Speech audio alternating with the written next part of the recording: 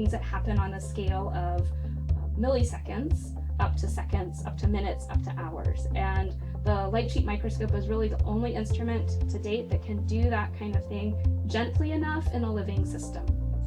My name is Cerveny. I'm a professor of biology at Reed College.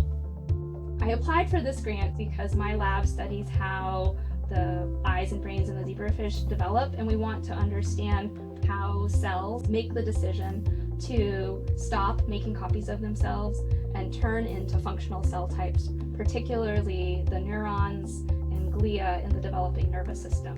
And we have the imaging capabilities to watch how these cells integrate into an existing functioning nervous system.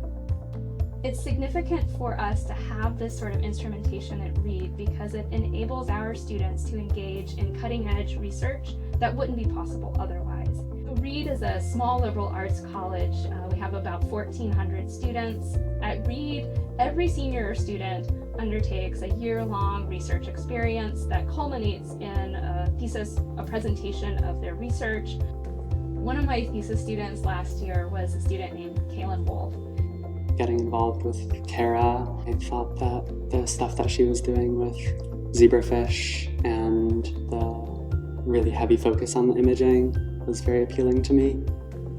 I developed a real passion for microscopy, specifically light-sheet microscopy, and started seeking it out. The overlying question of my thesis was how optic innervation, like the connection between the eye and the brain, influences the brain's development. And I was looking at how glial cells also mediate this development.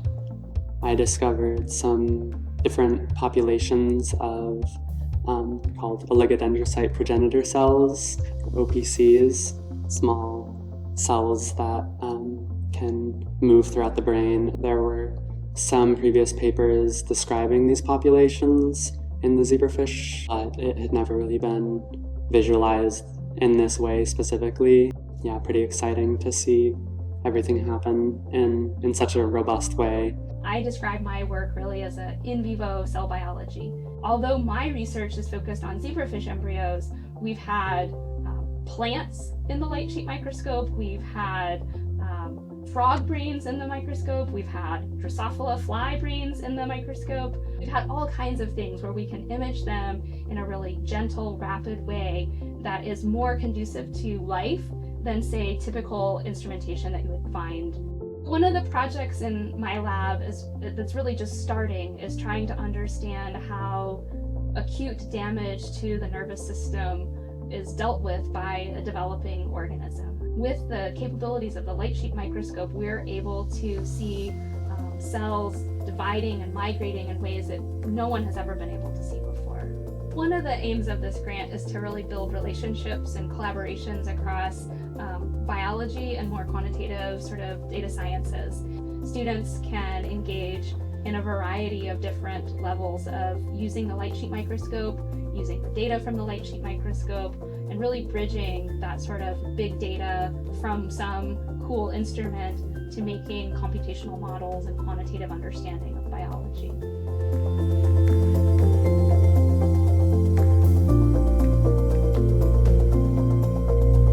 My junior year, I took Math 343 with Lenny because it was like a semester-long statistics research project. So using the real-world data sets from the microscope was initially hard to wrap my head around, and it sort of opened my mind to more areas of math that I didn't really know a lot about. I was starting my thesis this semester immediately after Math 343 had ended, but the zebrafish project was still in the back of my mind. And one specific type of neuron, it's called a retinal ganglion cell, which forms the optic nerve that this microscope is picking up, specifically something called atonal 7.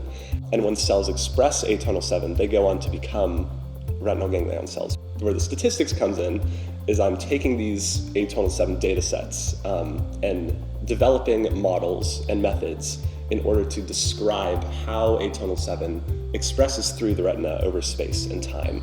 Getting to work with the data that's come from the microscope has been really rewarding and an amazing experience, and become one of the most notable parts of my time at Reed. The big sort of innovation that's made possible by this grant is something that allows us to join the big data revolution that's going on and work across typical boundaries in academia. Beckman is known for his innovations, making some of the first pH meters and other equipment that really kind of revolutionized biology work in the lab.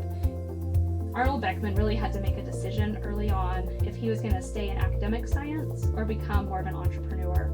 And I think that this grant really speaks to the partnership that you can have between businesses and academia, and how innovation kind of is this virtuous cycle.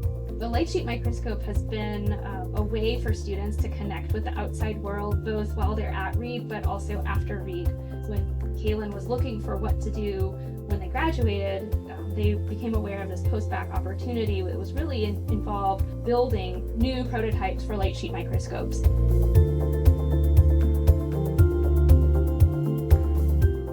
Thanks to the Arnold and Mabel Beckman Foundation, I was able to get this great hands-on research with light-sheet microscopy and not only generate beautiful three-dimensional images, but also gain a passion for imaging and the specific hardware that will probably follow me for the rest of my life.